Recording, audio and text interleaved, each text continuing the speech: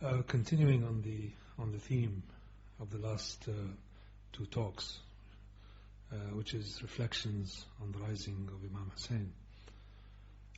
What I've tried to do is to try to probe, as it were, the outer aspects of the jihad of the Imam, and to relate the historical events that materialized in the weeks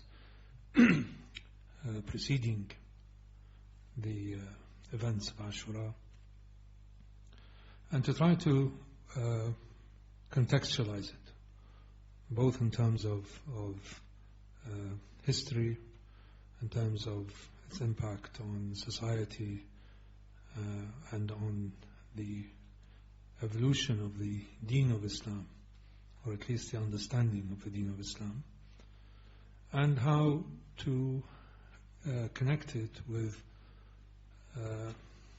perhaps the inevitability of the outcome seen from the perspective of a completely realized and perfected human being. And in this exercise, in this probing, what I was hoping to do was to crystallize or to articulate the various character traits of the Imam alayhi salam, and how they had a dual aspect. One aspect that pointed towards time, towards history, towards events, towards phenomena, and the other aspect that pointed to Allah subhanahu wa ta'ala. And it is the combination of the two, the combination of the outer drive and the inner certainty that culminated in this event. And I tried to explain how in these few weeks, how the Imam, in historical, religious and social terms, entered the gateways of historical immortality, as it were. But also that the gateways were there for him, awaiting his entry. And it is this attempt to try to see both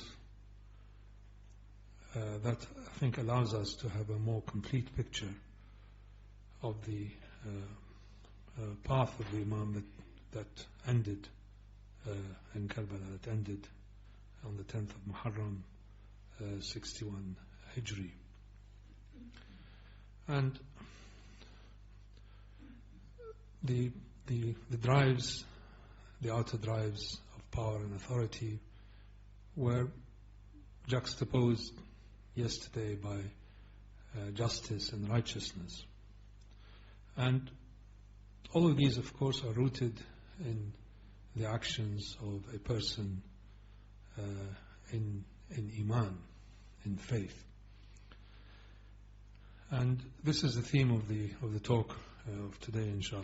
It is faith seen not just as belief, but faith in its over-encompassing significance. Faith, action, and inspiration. And why I chose this sequence is because, as we saw yesterday, that justice leads to wisdom, wisdom leads to adab and courtesy, so does faith leads to action, and action in turn veers into either a just action, a correct action, or an unjust action. And why any action of any kind, whether it veers towards the good or whether it veers towards the absence of good, I won't call that evil, but the absence of good, is in fact rooted in faith. And as in all attempts to come to terms with the classical Arabic, we have to go to the meaning of the words themselves and the roots of these words. And the reason why we have to do that, it's not only because of grammatical or syntactical reasons. That is not the only reason, I think, why people should attempt to read or to understand the classical Arabic terms. Of course, you need them in order to reach a certain level of comprehension of the texts. But my belief, and I would say actually it is more like a certainty, is that classical Arabic in its Quranic form is a sacred language. I don't mean the language of the Arabs. That's another thing entirely. The language that Arabs speak now or spoke then is a language rooted in the experience of the Arabs and their culture and their society and their desert settings. But the language, the Arabic language of the Quran, is a universal language. And I think it is really incumbent upon all of us to try to know the 600-700 words that exist in the Quran from the sacred perspective. It is a sacred language because through that key you can unlock certain terms and certain understandings which are a gateway to the unseen. So the point is not to immerse yourself in the literature of the Jahiliyyah Arabs or whatever, but rather to come to grips with these key terms in the Quran. And there are really not that many. And because they are relatively few, and because of the modularity of the language, the sacred language of the Quran is in its own way an essential aspect of gaining access to the mysteries of the Quran. Faith in Arabic is iman, and the root word is alif mim nun, which is in its sacred term means to feel secure, to be safe. The word, several words come from these three letters, A, M, N in their English equivalent, alif, mim, nun. Iman comes from it, which is faith. Ta'meen comes from it, which is insurance. Amn comes from it in terms of security, and also the infamous Ajhizat al-Amn, security services, also have the same root in that word. But in its Quranic form, in its sacred form, Iman is that faculty or that condition that gives you security and safety. So it is not exactly parallel to the English term faith. And because it is to do with security, with a sense of protectiveness, to have faith or to have iman in its Quranic sense is to feel secure concerning the knowledge that one has of Allah subhanahu wa ta'ala, and to put that knowledge into action. So iman of the Quran is not only security and the certainty that comes from knowledge of Allah, but the action that is required from you as a result of that. So action is an outcome of faith, necessarily. Faith without action is actually belief. That's another i'tiqad, that's another dimension to it. So when you say that you have faith or iman in the Quranic sense, it is incumbent upon you to act on that knowledge. Iman with no action is a deficient faith. Iman can also mean to declare the truthfulness of something, which is a form, another term for Iman in Arabic is tasdeeq. That is to declare that something or some circumstance in itself is truthful. So faith in the Quranic sense is in fact a form of knowledge. It is not something. It is not a leap, as it were. It's not a leap of faith in the common sense of the word. It is not simply a belief in something. It is a type of certainty. So when you say you have faith in the Quranic sense, it means that you have a certain degree of certainty. Of course, that certainty of Iman is less intense than the certainty of yaqeen. Yaqeen is another degree, as it were, of Iman. So in the hierarchy of names by which human actions are gauged as a result of knowledge of Allah subhanahu wa ta'ala, the lowest form of certainty is Iman. Then of course you move up to Ilm al-Yaqeen, which is the knowledge of certainty, and then Ayn al-Yaqeen, and then Haqq al-Yaqeen.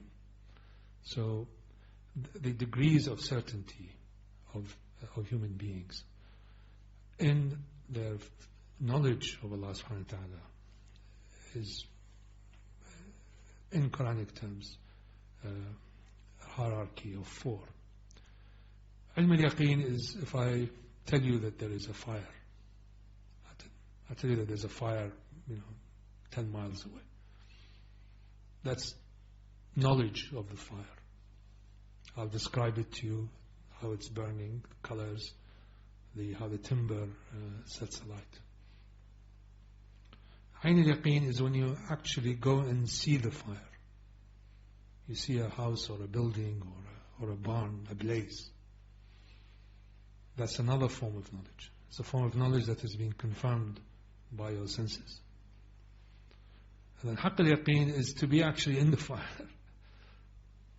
So the kind of certainty that we have from Iman is within this hierarchy, but it is the starting point. So I want to make it clear, because I think it's very important, that when we say that we have Iman in something, you cannot divorce that from action. If you say that I have belief in something, that's fine. There's no action imposed on you or required of you. But if you say you have faith in something, in the Quranic sense of the term, then to act on that knowledge becomes absolutely essential. So belief is to accept something as true.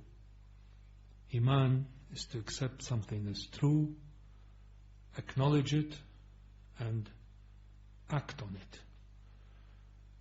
So going back to the events of Karbala, the Iman of the Imam alayhi salam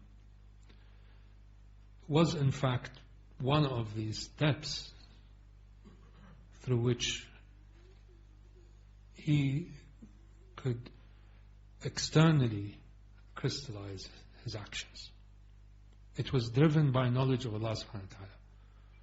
And his yaqeen, of course, was of the highest order. His certainty was of the highest order. It is the certainty of haqq al-yaqeen, the truth of certainty.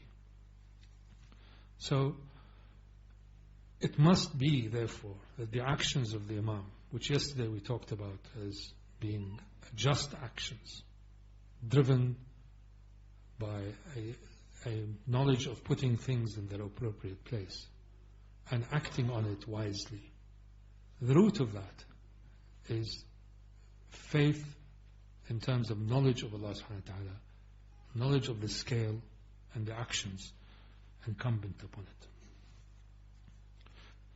So the Iman of the Imam alayhi salam unfolded in what he did through the other dimension of his Iman, which is knowledge of Allah subhanahu wa ta'ala, which is a form of, as I said, tahqiq, a form of confirmation of the reality and the oneness of Allah subhanahu wa ta'ala. So the Iman of the Imam, which is an example to all of us, inshallah, is that you have to relate everything that you're doing back to its origin, back to Allah subhanahu wa ta'ala. And that knowledge of something by and in of itself is insufficient for us to ascribe action to it. Action must come as a result of that knowledge being driven by the certainty that it comes from Allah subhanahu wa ta'ala. When we try to relate this kind of Iman, this kind of faith to the way in which human beings try to relate to the divine, there of course are two aspects of it. And again, the Quran mentions that time and time again. There is, the first aspect is the absolute transcendence of Allah subhanahu wa ta'ala. So the transcendence of Allah subhanahu wa ta'ala, or His tanzih, His incomparability, is a form of knowledge. And that form of knowledge, of course, we can also use our reason, as it were, our aql, to be able to recognize the transcendence of Allah subhanahu wa ta'ala. The other aspect of knowledge is, or the other aspect of human beings' relationships with Allah subhanahu wa ta'ala is tashbih, which is much more difficult to actually understand using your mind or your aql. When Allah subhanahu wa ta'ala says in the Quran that He's closer to you than your jugular vein, a reason cannot come to terms with that, cannot come to terms with the proximity of that experience. And you have to therefore go back to Iman, which is a truer and broader form of knowledge than reason by itself. So when you say that, when you try to find, as it were, rational explanations for the actions of Imam Hussein alayhi salam, you cannot, it is insufficient to think of it, and you will not be able to explain it, as I have tried to do try to demonstrate in the last two talks, by simple reference to reason or by historical explanations or by theological explanations. This is just insufficient. You have to fall back to knowledge of Allah, which comes from certification through truth, which is Iman. So the light of Iman, in case those of you think of it as on one side you have reason and on the other side you have Iman, and somehow they're at loggerheads with each other. This is what the modern mind makes us believe, that if you have faith in something, you cannot really demonstrate rationally or by proofs that it is true. But if you can demonstrate something rationally and by proofs that it is true, that form of knowledge is superior. And you're therefore left to your own devices as to whether your Iman, your faith, can in fact withstand the attacks on it by reason and by inference, by secular logic. Again, you have to invert this thing. In the Quranic definition and in the actions of all the Imams, the light of Iman is greater than the light of reason, because the light of reason is only part of that. As I said, reason can perhaps come to terms with the transcendence of Allah subhanahu wa ta'ala. But reason cannot come to terms with the tashbih of Allah subhanahu wa ta'ala. As the divinity approaches human beings, it becomes more and more difficult to be able to relate to it rationally. And as it goes away, reason is able in various constructs. That's the whole point of philosophy, is to be, or at least philosophy rooted in the sense of, or the pursuit of the divine. Ibn Sina, for example. This is what's to do. It's to do with that. But the light of Iman is greater than the light of reason. And in the Quranic knowledge, or the Quranic unfolding, it is not the way in which we understand it today. On one side you have faith, and the other side you have science, and somehow they're clashing with each other. There's no clash involved in the Quranic cosmology, which is then the cosmology of the Imam. The Allah nur samawati wal ard, that light includes and is greater than the light of aql. So the act of a true mu'min on the basis of the Quranic understanding of faith is not only rational, but it is also illuminated. So you have, as it were, a light bulb on top of your mind.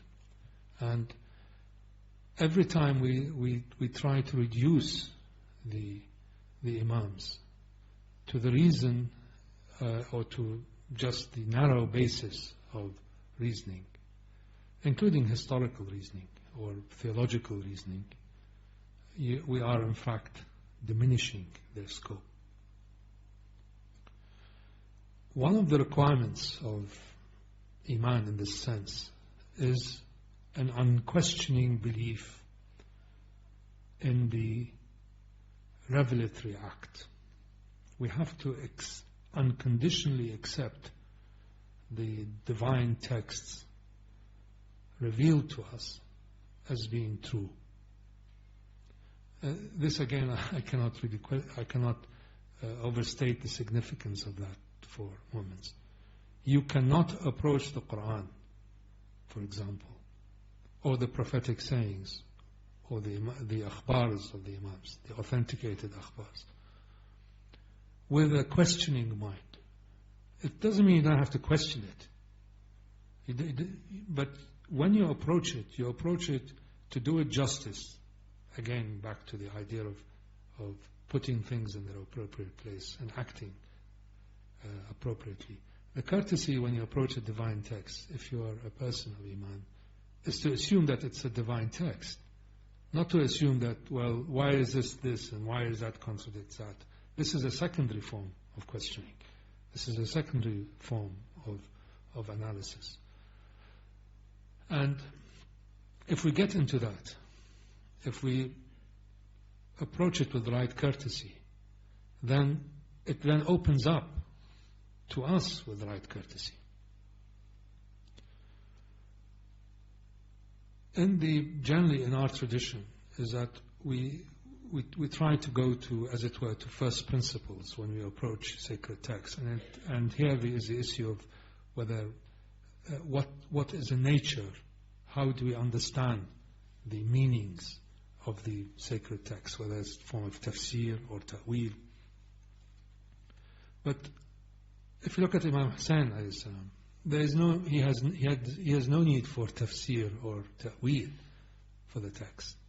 He doesn't have to look to refer to Quranic prescriptions and try to assess them in terms of their inner meaning, their ambiguity. The whole text itself and the relationship with the sayings and the actions of the Imams before him and the Prophet ﷺ are taken in their totality as being absolutely true. So the actions of the Imam are the actions of a perfect man with perfect faith. And seen through the eyes of Tawheed, the events of Karbala become more and more clear to us. Their significance becomes more and more real. And sometimes I ask myself, what would Imam Hussein alayhi salam deal or interact with the modern tafsirs that we have of the Quran? What would he make out of all of this effort that we are trying to engage in, to uncover, as it were, the great mysteries? And the answer is that I believe is that he will just gloss over it, because the text itself is sacred. The words themselves, the huruf, the dots are sacred. And in the entirety of creation, as Imam Ali says, is in the dot underneath the ba of the Bismillah. If you say, well, it doesn't seem to make much, but if everything is reduced to the singularity, again, I talked about in the first talk, I think, about the singularity of Karbala. The singularity of Karbala has as its parallel, al-muradif, as it were, in the singularity of the dot of the ba. And there are a number of sayings of Imam Ali alayhi salam about creation being in the dot of the ba. So, I'm not against tafsirs or ta'weels. On the contrary, I think, but we have to understand the limitations that we have in trying to deal with a sacred text. If we don't take it in its entirety as divine, or divinely ordained, which is a fundamental basis of faith. With Iman comes action. With Iman comes movement. With Iman comes taking positions, enjoining right, rejecting the wrong. And human acts, which in Arabic is af'al, and human works, a'mal, for the perfected beings, are a natural concomitant of their knowledge of Allah subhanahu wa ta'ala. And here, when we look at the actions that underlie the events of Karbala, we come to an issue that has been, I suppose, been used, or in some cases abused, to cast or to disparage the actions in terms of their, as it were, their ethical content. And the Salatin of Banu Umayyah, Muawiyah and Yazid and all those after him, claimed that if Allah subhanahu wa ta'ala is the source of all action, then whatever transpired in Karbala must in somehow be a divine predisposition to these ends. And Muawiyah used to go around saying, I am now your Khalifa. I'm here because Allah put me here. And because I'm here by Allah's command, whatever I say goes. And the argument here is that human beings, that all actions ultimately originate in Allah subhanahu wa ta'ala, and therefore all consequences of these actions must be borne by human beings, irrespective of their ethical content. And this argument, unfortunately, is being trotted out these days. If you look at any of these, not just Wahhabi, but even Salafi websites, you'll find that there is a regurgitation of this age-old argument between predestination and free choice. And they say that I'm not discussing the political angle, because some of the commentators are making the claim that any revolt against, quote, legitimate authority, irrespective of who is the party that led it, is in itself a fitna. I'm speaking about something more serious, which is the resurrection of the old argument about whether human beings have free will or choice, and whether there was anything that can be drawn as a consequence from the events in Karbala. So, if Allah subhanahu wa ta'ala is behind the actions at the level of the way that they unfold in time and space, then basically human beings have no choice, and therefore the idea of free choice is false. And by inference, there really is no point to anything. There's no point to revelation. And on the other hand, if man is free in these choices, then where does Allah's omniscience and power? And again, the Quran provides arguments for both sides of the equation. And yesterday I warned against the rational idea of trying to choose between either or. The situation is never either or. The situation is always both and. And this is where Tawheed comes in. If you see things in it's either this or that, then you are bound to fall in one of the traps of either saying that we have absolutely no choice as to the outcome is already preordained or predestined, or you fall into the other argument by saying we have the free will to do anything, when we know that there's extreme limitations to our will. And these disputes were triggered, I might add, by the events of Karbala, because within a few decades after that, this issue, the great disaster that befell the Ummah of Islam, was transported, as it were, to the theological level, when a number of schools began to arise, pitting free will against predestination. And the Umayyads and the followers of Yazid opted for predestination, that these were all ordained and the outcome should not really bother us, because what happened had to happen.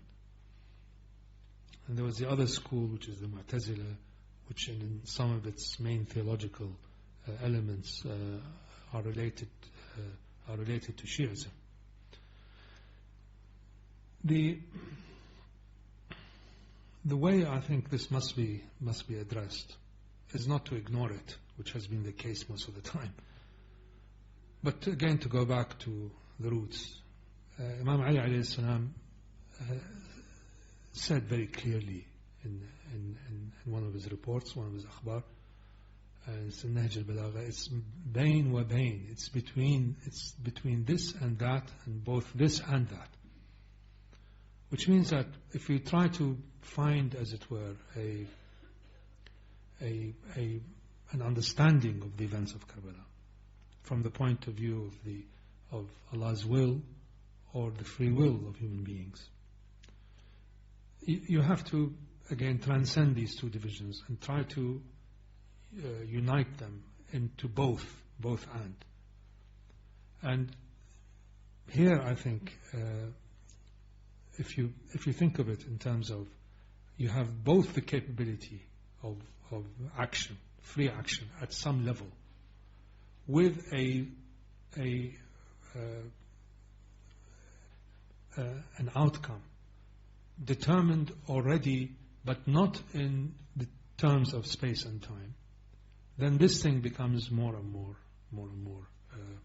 clear. Here it is to do with the where the perfect man or the perfect human being or the impeccable imam stands between these two outcomes. Does the imam have the knowledge of his destiny, or can he through his actions influence the outcome of this? And the way that it is to be reconciled, so that we can understand the justice of the events of Karbala, because all acts that are driven by a pure faith and are in balance and are propelled by wisdom are acts of justice. The balance between free will and predestination here is to do with which aspect of the imam we are looking at. The aspect of the imam as it relates to the world of space and time is an act of a person who is in absolute knowledge of Allah subhanahu wa ta'ala and unfolds it through meticulous observance of the scale. The actions of the imam seen outside of time and space, which may not have the same resonance in terms of their moral or ethical component, is to do with the knowledge that the events in time and space obliterate as you leave the world of time and space. This kind of balance, of course, is maintained by perfected human beings, because they're able to balance or scale the two. We have to try to see both at the same time. That what we have in front of us is our duty as a mukallaf, that we have certain obligations on us to act in certain ways based on the divinity of our sacred text and based on absolute knowledge that Allah's mercy will encompass all actions of those who are driven by justice and wisdom and courtesy. But at the same time, the outcome is not really our business. This is Allah's business. So, once you start putting the actions in this way and looking at actions in this way, you have to then say good outcomes, courtesy demands, and justice therefore demands that good outcomes are attributed to the actions of Allah subhanahu wa ta'ala. Bad outcomes or outcomes that are not good, courtesy demands that we say it is the fault of man. And before I gave this talk, there was one of the brothers was reciting from, I think, Surah Taha about Khidr and his interaction with Nabi Allah Musa. And I think it makes it clear here. In the ayah, or Khidr says, if I can recall it here,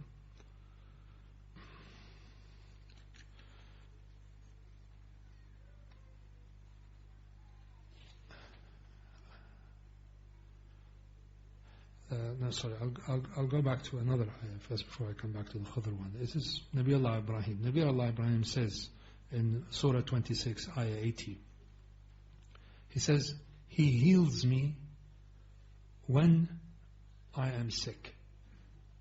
Which means that the healing comes from Allah subhanahu wa ta'ala as through the name Al-Shafi. But sickness is, although it is from Allah ultimately, because all acts go back to Allah subhanahu wa ta'ala, the courtesy to that condition is to attribute the sickness to himself, to Ibrahim alayhi salam.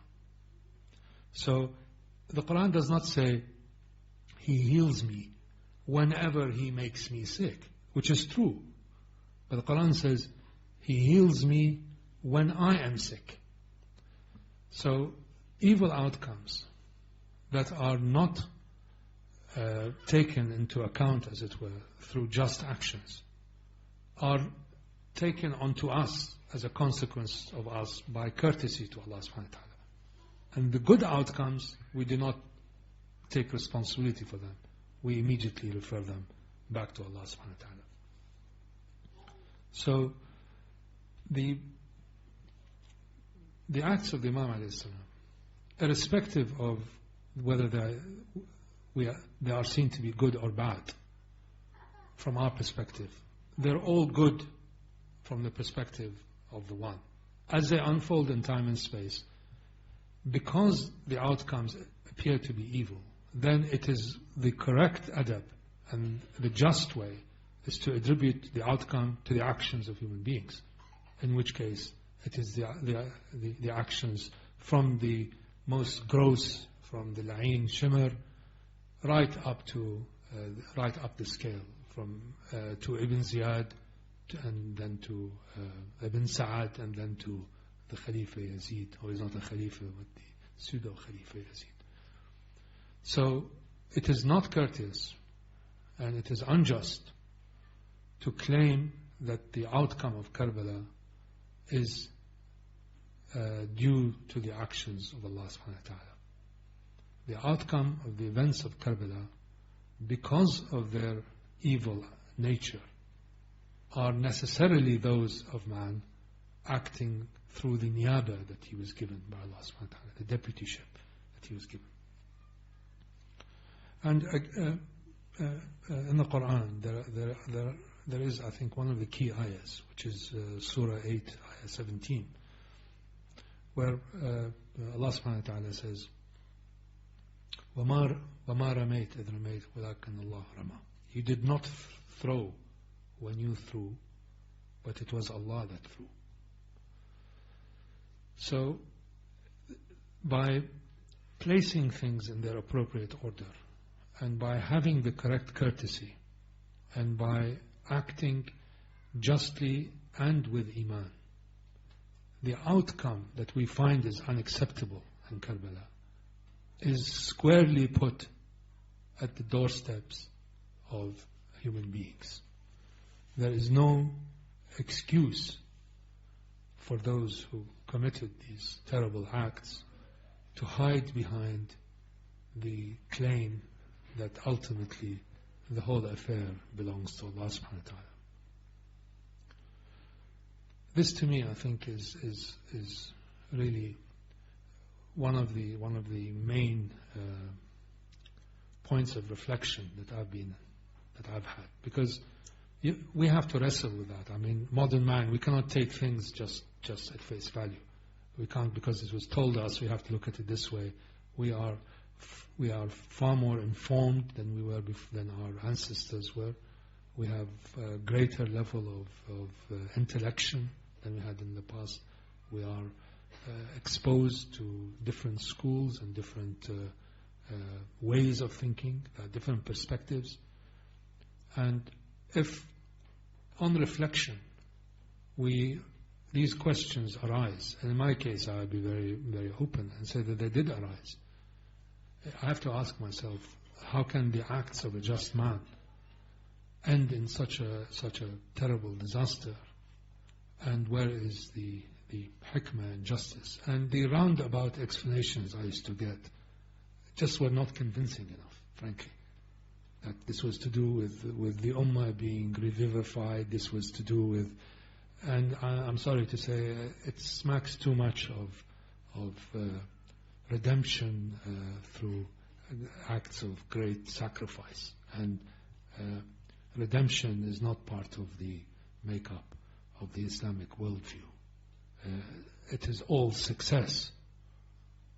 The actions of perfected beings are all successful in the dunya and in the afterworld. And so I had to justify how terrible outcomes can come from engagement with events of perfected beings. Why was Imam Ali alayhi salam killed in this most sensitive time in Islamic history? Why did Karbala happen? Where is the justice in all of that? And each of these questions made me probe more and more into these terms and these concepts. And in the end, I think it became clear that if we are the people of Tawheed, we cannot look at the world with one eye shut and the other eye open. We will get ourselves into a terrible twist, and we'll end up explaining things that may have satisfied our fathers and ancestors, but are not sufficient for us. So with this, inshallah, I will conclude, and thank you very much.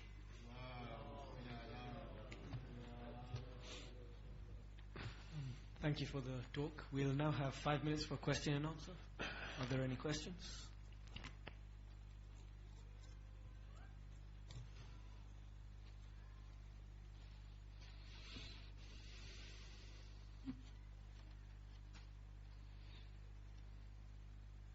Can you just expand on the, you just, I think, did mention about the foreknowledge of the Imam, and then maybe due to that foreknowledge, he is able to influence what might happen in the future. With the incidents of Karbala, is it possible to clarify that? I was not sure. Maybe I misunderstood. No, I mean, I don't think I said that. I mean, I don't think the Imam has absolute knowledge of events as they unfold. I think he has knowledge of the general, or as it were, the cosmic consequences of actions. That's the definition of the Imam. And the Imam requires a knowledge of outcome.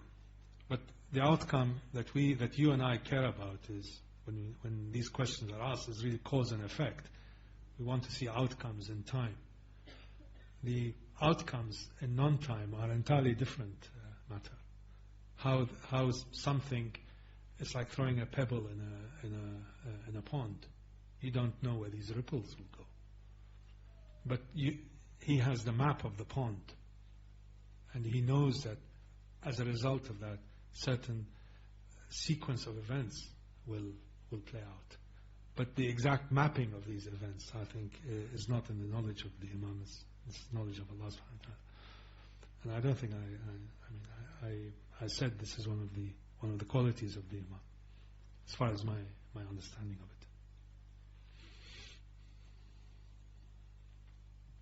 of it. So I know you're talking about this, but what kind of knowledge is that of his future?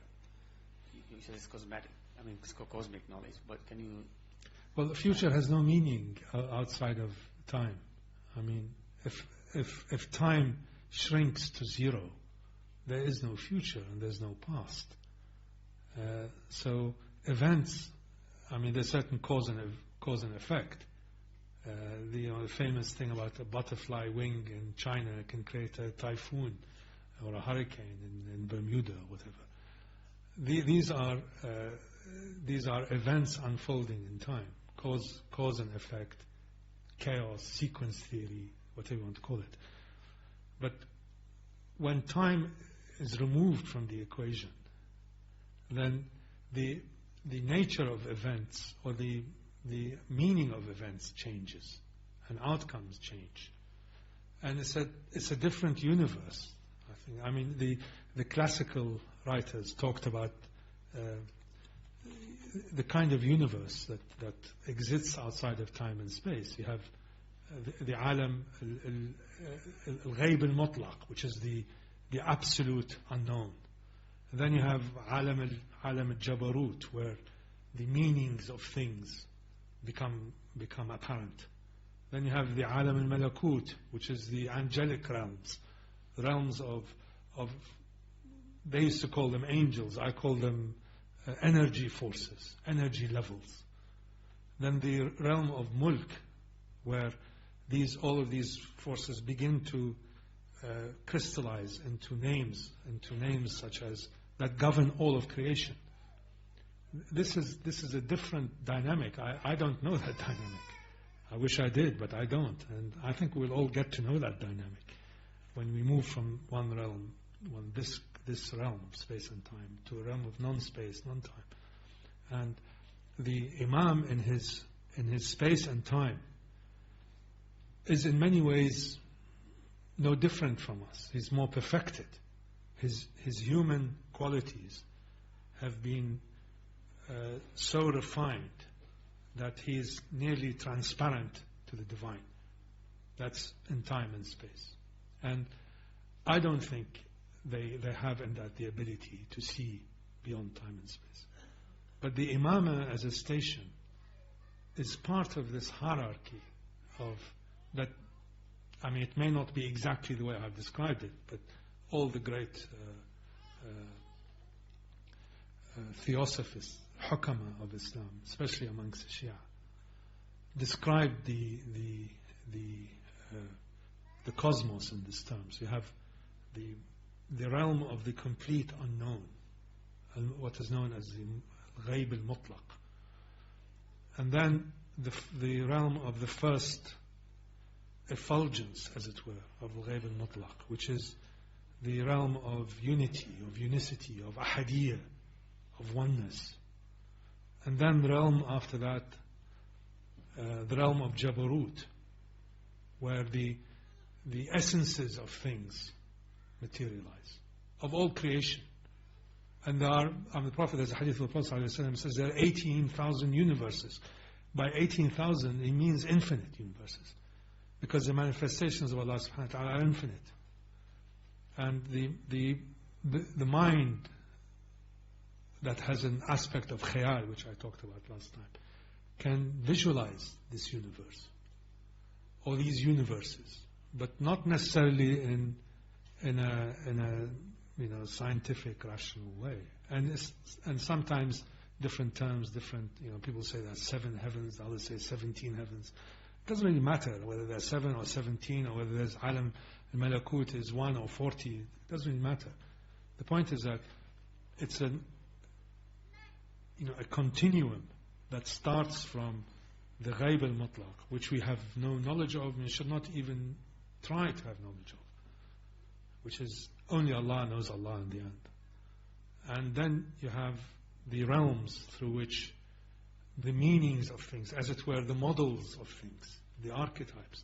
The archetype of human beings is the perfect man. That is one station of the unseen. But I'm describing it in ways that I can understand, and hopefully I can make others understand. But it's probably infinitely more detailed, more complex, or more simple. I don't know. That knowledge, I think, the Imam has, but not in the spatio-temporal sense, but in the other sense of the person holding the station of Imamah.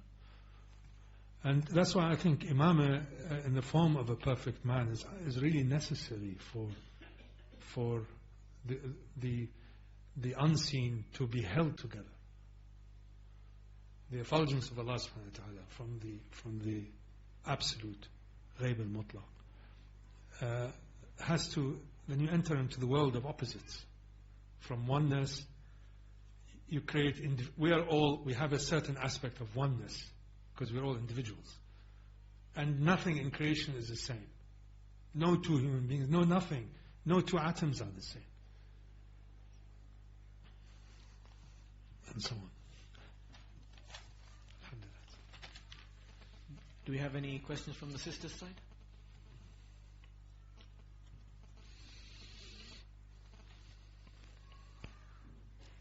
Thank you very much.